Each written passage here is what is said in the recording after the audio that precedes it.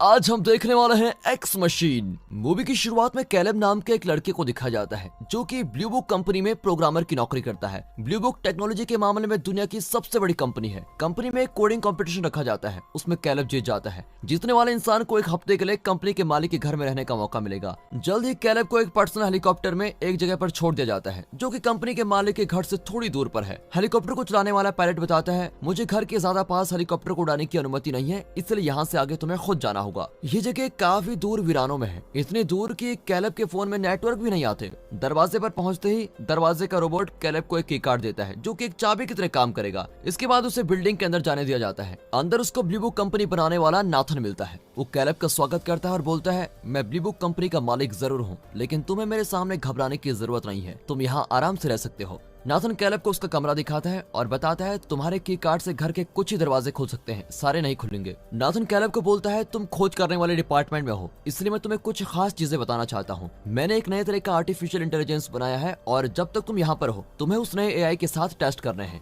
और इस टेस्ट से ये पता लगेगा कि नाथन ने जो एआई बनाया है वो इंसानों की तरह सोच समझ सकता है कि नहीं। अब इतनी बड़ी चीज का हिस्सा बनने के बाद तो कैलेब बहुत ही खुश होता है। पहले सेशन के लिए कैलेब को एक रोबोट से मिलने दिया जाता है जिसको मोटी कांच की दीवारों के पीछे रखा गया है और इसके दौरान नाथन कैमरास के जरिए उनको देख रहा होता है और उनकी बातचीत सुन रहा होता है। रोबोट अपना नाम एवा बताती है और साथ ही बोलती है, ये पहली बार है जब मैं नाथन के अलावा किसी और इंसान से मिल रही हूँ। अब कैलेब उससे पूछता है, तुम्हें बात करना किसने सिखाया? जिसके जवाब में एवा बोलती है, मुझे हमेशा से ही बोलना आता है। ये एक अजीब बात है क्योंकि इंसानों को तो बोलना सीखना पड़ता है, लेकिन मुझे नहीं सीखना पड़ा। पहले टेस्ट के बाद कैलेब नाथन को बोलता है, सर मैं तो आपके आविष्कार से बहुत ही प्रभावित हो गया हूँ, ये खोज तो पूरी दुनिया को हिलाकर रख देगी। वो साथ ही बोलता है कि एवा इतने अच्छे से बात कर रही थी कि अगर उसे इंसानों की तरह चमड़ी से ढक दिया जाए तो कोई इसको पहचान भी नहीं पाएगा कि ये रोबोट है। अब रात को जब कैलेब कैमरा से एवा को देख रहा होता है तभी बिजली चली जाती है और बिजली बनाने वाले जनरेटर शुरू हो जाते हैं। वो अपने कमरे का दरवाजा खोलने की कोशिश करता है लेकिन खुल नहीं पाता और कुछ देर के लिए वो बहुत घबरा जाता है कि हो क्या रहा है। थोड़ी देर में बिजली आ जाती है और वो बाहर जाकर इधर उधर घूमने लगता है। फिर वो एक कमरे में अपना की कार्ड का इस्तेमाल करके जाता है। अब इधर उधर देखते हुए वो चौंक ही जाता है क्योंकि वहाँ पर नाथन शराब पीकर बैठा हुआ है। नाथन बोलता है कि तुम बिजली जाने पर कमरे से इसलिए नहीं निकल पाए क्योंकि मैंने इस सिस्टम को ऐसे डिजाइन किया है। वो आगे बोलता है कि मुझे नहीं पता कि वैसे बिजली क्यों गई, लेकिन कैलेब तुम आराम से अपने कमरे में जाओ और इस बारे में ज्यादा मत सोचो। अगली सुबह कैलेब को उठाने के लिए एक औरत आती है और वो अपने साथ नाश्ता लेकर आई है, लेकिन वो कुछ बोले भी नहीं वहाँ से चली जाती है। अब दूसरे सेशन से पहले कैलेब नाथन को बोलता है, पिछले सेशन के दौरान एवा की बातचीत की जांच करना बिल्कुल ऐसा था जैसे कि मैं चेस खेलने वाले कंप्यूटर के साथ चेस खेल रहा हूँ। हो सकता है कि कंप्यूटर अच्छी चाले चले, लेकिन इससे ये नहीं पता लग सकता कि क्या कंप्यूटर को खुद पता है कि वो चेस खेल रहा है। मतलब हम ये पता नहीं लगा सकते कि क्या कंप्यूटर चेस अपने दिमाग से खेल रहा है। इसके बाद नाथन बोलता है, मैं चाहता हूँ कि तुम पता लगाओ कि एवा ने तुमसे मिलने के बाद कैसा महसूस किया। फिर एवा कैलेब को अपनी एक बनाई ड्राइंग दिखाती है और बोलती है, मुझे बताओ मैंने कैसे बनाई है। लेकिन कैलेब को नहीं पता कि ये ड्राइंग्स किस बारे में है और साथ ही एवा को भी नहीं पता कि ये ड्राइंग्स क्या है। कैलेब उसको समझाता है कि तुम्हें किसी अच्छी चीज की ड्राइंग बनानी चाहिए या फिर अगली बार तुम अपनी पसंद के किसी इंसान की तस्वीर बना सकती हो। अब कैलेब देखना चाहता है कि एवा ड्राइंग बनाने के लिए क्या चुनने वाली है। एवा बोलती है, मैं चाहती हूँ कि हम दोनों दोस्त बन जाएं, इसलिए तुम मुझसे सवाल जवाब करने की जगह मुझे अपने बारे में कुछ बताओ। इन सभी चीजों में वो कैलेब से ये भी पूछ लेती है, क्या तुम्हारी कोई गर्लफ्रेंड है? जिसके जवाब में कैलेब बोलता है, मेरी तो कभी कोई गर्लफ्रेंड है ही नहीं।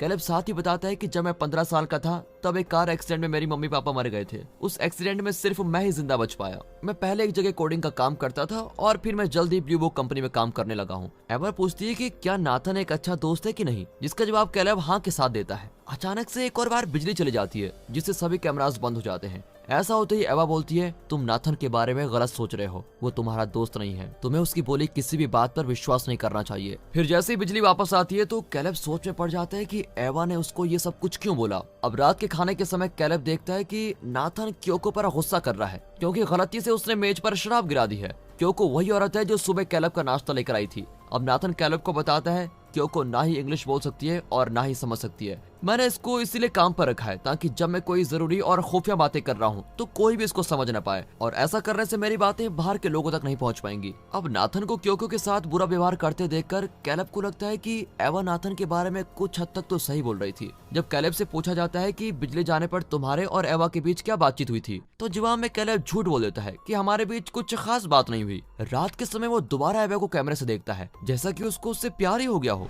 बाद में नाथन कैलेब को उस प्रयोगशाला में लेके जाता है जहाँ एवा को बनाया गया था। वो वहाँ बताता है कि एवा को पढ़ने लिखने के लिए और साथ ही दूसरों के चेहरे के हाव भाव को कॉपी करने के लिए मैंने उन सभी फोन्स के कैमरास चालू कर दिए हैं जो कि मेरे सर्च इंजन सॉफ्टवेयर का इस्तेमाल कर रहे थे। इसके बाद इस सभी डाटा को मैंने ब्लू बुक से मिलाया और इसके बाद मेरे पास इतने सारे लोगों की आवाजें और उनके चेहरों के हाव भाव भी थे जिससे मैंने एवा की आर्टिफिशियल इंटेलिजेंस को प्रोग्राम किया। इसके बाद नाथन कैलेब को रोबोट का दिमाग दिखाता है जो कि उसने जेल से बनाया है। इससे ही वो अपने पास मौजूद सॉफ्टवेयर चलाता है जो कि उसने ब्लू बुक के सर्च इंजन से इकट्ठा किए हैं। वो बोलता है कि ब्लू बुक के सर्च इंजन पर कई लोगों की हरकतें बताती है कि हम इंसान कैसी सोच वाले हैं। अब उनके तीसरे सेशन के दौरान एवा कैलेब को एक पेड़ की बनाई ड्राइंग्स दिखाती है जो कि एक कमरे में बड़ा हो रहा है। ये ड्राइंग एवा ने अपने कमरे में बड़े होते एक पेड़ को देखकर बनाई है जिसके ऊपर सूरज की रोशनी गिर रही है। एवा बोलती है, मैं कभी भी अपने कमरे से बाहर नहीं गई हूँ। अगर मुझे मौका मिलेगा तो मैं एक ऐसी जगह पर जाना चाहूंगी जहाँ शहर के किसी चौराहे पर बहुत भीड़ भाड़ हो, क्योंकि ऐसा करने से मैं एक साथ कई सारे लोगों को देख पाऊंगी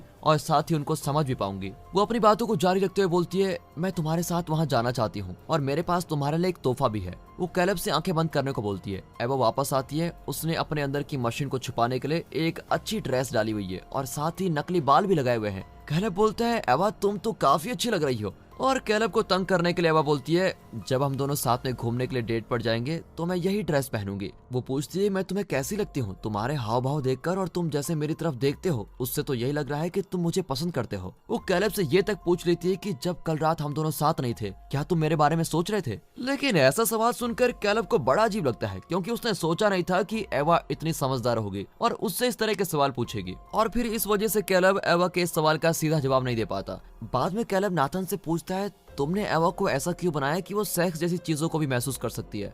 मुझे तो लग रहा है तुमने जानबूझकर एवा को ऐसा प्रोग्राम किया है जिससे वो मुझको फ्लर्ट करे ताकि मैं ये भूल जाऊं कि मैं एक समझदार आर्टिफिशियल इंटेलिजेंस से बात कर रहा हूं। नाथन उसको समझाता है कि किसी को सोचने समझने की शक्ति तभी मिल सकती है जब वो किसी दूसरे इंसान के साथ मिलजुल कर बातचीत करे और एक दूसरे को समझे। अगर मैं एवा को सेक्स वगैरह महसूस करने की समझ नहीं देता तो वो बिना किसी मतलब के इंसानों के साथ घुलती मिलती नहीं। नाथन ने तो एवा के बच्चे पैदा करने के लिए शरीर का हिस्सा भी लगा दिया है और उसको छूने पर एवा सेक्स को भी महसूस कर सकती है। नाथन ये भी बोलता है कि मैंने उसके अंदर सारी चीजें नहीं डाली है, हो सकता है कि वो आसपास से खुद ही सीखती जा रही हो। ये बिल्कुल ऐसा है जैसा हम बचपन में अपने आसपास की चीजों को देखकर उनको सुनकर सीखते रहते हैं। जैसे हम अपने माँ बाप, दोस्तों और आसपास की चीजों से सीखते हैं और वैसे ही बन जाते हैं, ठीक एवा के साथ भी यही हो रहा है। नाथन उसको विश्वास दिलाता है कि एवा की फ्लर्टिंग किसी प्रोग्राम की वजह से नहीं थी, वो सब खुद ही हुआ था। नाथन बोलता है, ये एक इशारा है कि एवा का आर्टिफिशियल इंटेलिजेंस इंसानों की तरह सोच समझ सकता है और महसूस कर सकता है। साथ ही एवा के बनने के बाद से अभी तक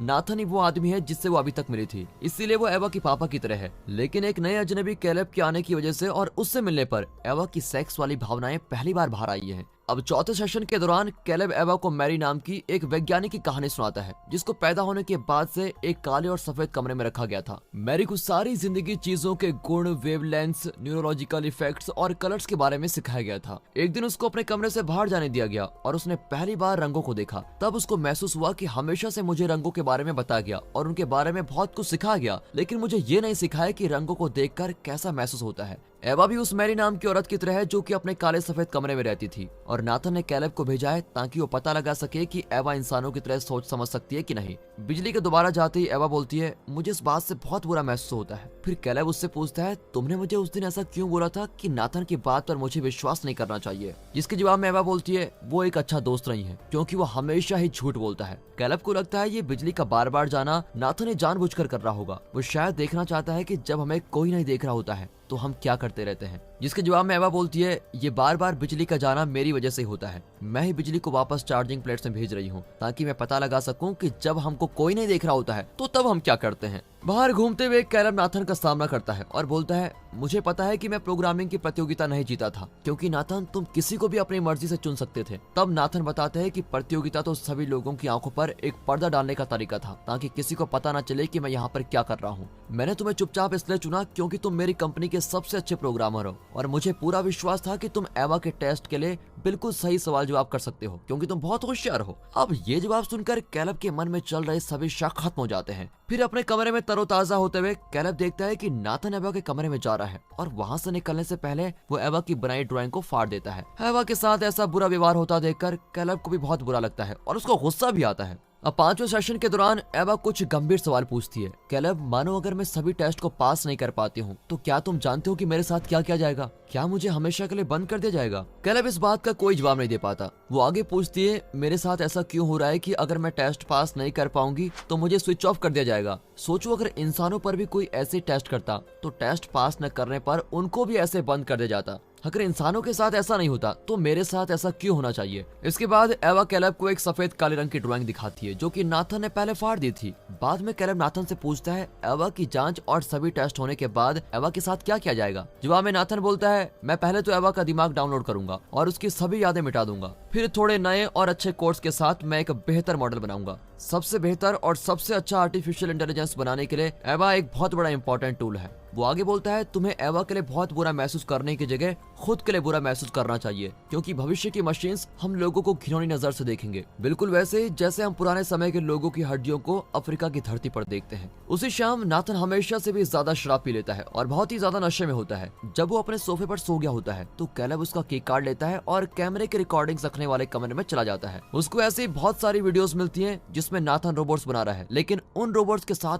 बहुत बुरा व्यवहार किया जाता है। अगर कोई बाहर भागने की कोशिश करता तो उस रोबोट को तबाह कर दिया गया था। एक और कमरे में कैलेब को बहुत सारे रोबोट्स के ढांचे मिलते हैं जिनको नाथन ने बनाया था, लेकिन वो अच्छे से नहीं बने थे। क्योंकि अपने कमरे में होती है और अपनी चमड़ी उतार रही होती है। अब कैलेब ये देखकर हैरान हो जाता है कि जिसको वो अभी तक एक असली इंसान समझ रहा था वो असल में एक रोबोट है। अब कैलेब जाकर नाथन को उसका केक काट देता है और झूठ बोलता है, ये मुझे बाहर गिरा हुआ मिला, शायद आपने नशे में वहाँ पर गिरा दिया होगा। उसी रात कैलेब शेव करने वाला एक ब्लेड लेता है और खुद की चमड़ी काट देता है। ऐसा करके वो देखना चाहता है कि वो खुद भी एक रोबोट तो नहीं है, क्योंकि क्योको को देखने के बाद से उसे अपने इंसान होने पर शक हो गया है। अब उनके 6th सेशन के दौरान एवा एक और बार बातचीत के बीच में बिजली काट देती है और कैलेब उसको बोलता है कि तुम नाथन के बारे में बिल्कुल सही सोच रही थी। और अब पता चलता है कि नाथन एवा की आर्टिफिशियल इंटेलिजेंस में दोबारा बदलाव करेगा जो कि एवा को जान से मार देने के बराबर है। एवा बोलती है, प्लीज तुम मेरी मदद करो, जिसके जवाब में कैलेब बोलता है, तुम ज्यादा फिक्र ना करो, हम कल यहाँ से भाग जाएंगे। कैलेब का प्लान यह है कि पहले वो नाथन को शराब के नशे में धुत करेगा और फिर उसका की कार्ड चुराकर सुरक्षा के लिए बनाए गए प्रोग्राम को बदल देगा ताकि नाथन घर के अंदर ही फंसा रह जाए और जब तक वो जागे तब तक कैलेब और एवा वहाँ से भाग जाएं। एवा को बस एक ही काम करना है, उसको सुबह के 10 बजे दोबारा एक और बार बिजली काट देनी है। दोस्तों, आजकल बहुत सुनने को मिलता है कि बड़ी बड़ी कंपनीज एवा जैसे समझदार आर्टिफिशियल इंटेलिजेंस को बनाने में लगी हुई है और ये भी बोला जाता है कि एआई ही इंसानों को खत्म कर देंगे। वैसे आप लोगों को क्या लगता है, कमेंट में बताइएगा। अगले दिन अपने प्लान के हिसाब से कैलेब नाथन को शराब पिलाने की कोशिश करता है, लेकिन नाथन शराब पीने से मना करते हुए बोलता है, मैं कुछ समय के लिए शराब को छोड़ रहा हूँ, मैं आजकल कुछ ज्यादा शराब पीने लगा हूँ। अब जैसा कि आज कैलेब का आखिरी दिन है, नाथन उससे पूछता है, तुम्हें क्या लगता है, क्या एवा टेस्ट में पास हुई है कि नहीं? कैलेब के हिसाब से तो एवा बिल्कुल सही सोच समझ वाली रोबोट है, लेकिन नाथन बोलता है, अरे उस दिन तुम बोल रहे थे कि एवा में कुछ तो गड़बड़ी है, तुम चेस कंप्यूटर की बात कर रहे थे, तुम्हें क्यों लगता है कि एवा इंसानों की तरह सोचने समझने लग गई है? क्या तुम्हें ऐसा नहीं लगता कि वो तुम्हें पसंद कर रही है या फिर वो जानबूझकर ऐसा कर रही है ताकि तुम्हारा इस्तेमाल करके वो भाग सके? अब नाथन कैलेब को कैमरा रिकॉर्डिंग वाले कमरे में लेके जाता है और उस दिन की रिकॉर्डिंग दिखाता है जब नाथन ने एवा की बनाई ड्राइंग को फाड़ दिया था। ड्राइंग फाड़ने से पहले ही एवा ने नाथन से पूछा था, नाथन तुम्हें कैसा महसूस होता है जब तुम्हारे द्वारा बनाया गया रोबोट तुम्हें नफरत करने लगता है? आखिरकार नाथन बताता है कि मैंने एक बैटरी वाला कैमरा तुम दोनों की बातें सुनने के लिए एक जगह पे लगाया हुआ था और बिजली के चले जाने पर मैं सभी बातें सुन रहा था, मुझे तुम्हारे भागने के प्लान के बारे में भी सब कुछ पता है। वो बोलता है, कैलेब तुम मेरे असली टेस्ट थे। एवा तो एक चूहे की तरह थी जो कि एक भूल भुलैया में फंसी हुई है और उसके पास बाहर निकलने के लिए तुम ही एक तरीके थे। एवा ने अपनी कल्पना सोच समझ से औरतों की तरह दिखने का फायदा उठाया और तुम्हें पटा लिया ताकि तुम मुझे धोखा दो और एवा की भाग जाने में मदद करो। इससे पक्का पता चल गया है कि वो सिर्फ प्रोग्रामिंग के हिसाब से नहीं चलती है, वो असल में इंसानों की तरह सोच समझ सकती है और हर चीज को महसूस कर सकती है। नाथन आगे बोलता है, मैंने तुम्हें इसलिए नहीं चुना था कि तुम अच्छी कोडिंग करते हो, मैंने तो तुम्हें इसलिए चुना क्योंकि तुम इसके लिए परफेक्ट हो। मैंने तुम्हारे परिवार और तुम्हारे बारे में हर चीज की जानकारी ली, यहाँ तक ये भी पता किया कि तुम्हारी कोई गर्लफ्रेंड है कि नहीं। तुम हमेशा से ही एक अच्छे बच्चे थे, तुम सीधे साधे रहे और इसलिए मुझे पूरा विश्वास था कि तुम एवा को यहाँ मेरे जैसे किसी बुरे व्यवहार करने वाले के साथ छोड़ने की जगह उसकी भागने में मदद करोगे। यही सभी बातें तुम्हें टेस्ट के लिए सबसे बड़े इंसान बनाती है। नाथन ये भी बोलता बताता है कि उसने एवा का चेहरा कैलेब की पॉर्न मूवीज की हिस्ट्री को देखकर बनाया था ताकि उसको उसमें इंटरेस्ट आए और टेस्ट भी बिल्कुल सही चले। दोबारा बिजली चली जाती है क्योंकि सुबह के 10 बज चुके हैं। कैलेब को बहुत बुरा लगता है कि वो एक खेल का एक छोटा सा मोहरा बन गया और साथ ही उसके पर्सनल डाटा का इस्तेमाल इस काम के लिए किया गया। वो नाथन को बोलता है, मुझे भी पता था कि तुम बिजली जाने के वक्त भी देख रहे होंगे, इसीलिए मैंने पहले ही सिक्योरिटी प्रोग्राम्स के कोड को बदल दिया था और अब बिजली के जाने पर सभी दरवाजे बंद होने की जगह खुल जाते हैं। जब नाथन देखता है कि एवा अपने कमरे से बाहर भाग चुकी है, वो कैलेब को मारकर एक डंबल उठाता है ताकि वो एवा को भागने से रोक सके। एवा को रास्ते में क्योको मिलती है और वो उसके कान में कुछ फुसफुसाती है। तभी वहाँ नाथन आ जाता है और एवा से वापस उसके कमरे में जाने को बोलता है। एवा पूछती है, क्या तुम मुझे कभी यहाँ से जाने नहीं दोगे? जिसके जवाब में नाथन बोलता है, मैं तुम्हें वादा करता हूँ एक दिन ऐसा जरूर आएगा जब तुम यहाँ से बाहर जा सकोगी। लेकिन एवा को पता है कि नाथन झूठ बोल रहा है। एवा नाथन पर हमला करती है लेकिन नाथन उस पर काबू पा लेता है और अपने डंबल से एवा के एक हाथ ही तोड़ देता है। तभी क्योको पीछे से एक चाकू लेकर आ रही होती है और फिर नाथन के पेट में घुसा देती है। नाथन कुछ देर के लिए हैरान हो जाता है लेकिन फिर क्योको को मारकर उसको बंद कर देता है। तब तक एवा अपने पैरों पर खड़ी हो जाती है। वो नाथन की पीठ से चाकू निकालती है और उसकी छाती में घुसा देती है। अब नाथन फर्श पर बैठा है, उसके शरीर से खून बह रहा है। एवा नाथन का की कार्ड लेकर उसको वहीं मारने के लिए छोड़ देती है। अब ये आखिरी सेशन है। एवा उस कमरे में जाती है जिसमें कैलेब है और बोलती है, तुम कुछ समय यहाँ मेरा इंतजार करो, मैं जल्द ही तुम्हें लेने आती हूँ। और कैलेब इसके लिए मान जाता है। वो जाती है और नकली चमड़ी और नकली बाल लगा लेती है। उसने अपने अंदर की मशीन को छुपाने के लिए बड़े अच्छे से अपने आप को तैयार कर लिया है। वो अपने टूटे हुए हाथ की जगह एक नया हाथ लगा लेती है और सफेद रंग की एक ड्रेस डाल देती है और बिल्कुल परफेक्ट बनती है। इस सब के दौरान कैलेब दूसरे कमरे से उसको देखता रहता है। वो बाहर जाती है और घर के बाहर दरवाजा बंद करके निकल जाती है। वो कैलेब को वहीं छोड़ देती है। कैलेब उसको बुलाने की कोशिश करता रहता है लेकिन एवा तो उसकी तरफ देखती भी नहीं है। अब एवा पहली बार बाहर आई है और देखकर हैरान हो जाती है कि बाहर की दुनिया कितनी सुंदर है। घर के अंदर कैलेब कंप्यूटर को हैक करने की कोशिश करता है लेकिन तभी बिजली चली जाती है। अब वो नाथन का मरा हुआ शरीर नीचे देखकर बहुत डर जाता है। उसको भी पता है कि अब वो मर जाएगा और साथ ही ये भी बहुत मुश्किल है कि कोई उसको यहाँ पर बचाने आए। एवा देखती है कि एक हेलीकॉप्टर वहाँ पर आ रहा है जो कि असल में कैलेब को लेने आया है, लेकिन एवा वहाँ चली जाती है और किसी तरह से पायलट को अपनी बातों में फंसा लेती है और खुद हेलीकॉप्टर से वहाँ से चल जाती है। आखिर में एवा को एक बड़े शहर के चौराहे पर दिखाया जाता है, बिल्कुल वैसे ही जैसे उसने सोचा था। और दोस्तों इसी के साथ ये मूवी यहाँ पर खत्म होती है। जाने से पहले मैं आपको एक ऐसी मूवी सजेस्ट करना चाहूंगा जिसमें एक माँ अपने बच्चे को बचाने के लिए कैमरे का रिवाइंड बटन दबा देती है और उससे टाइम भी पीछे हो जाता है। फिर उसको अपने बच्चे को बचाने में बार बार कैसी परेशानी आती है, यही आप इस मूवी में देखोगे जिसका नाम है रिवाइंड। बाकी अगर आपको मूवी अच्छी लगी हो, वीडियो अच्छी लगी हो, एक्सप्लेनेशन अच्छा लगा हो, वीडियो को लाइक कीजिएगा, चैनल को सब्सक्राइब कर दें।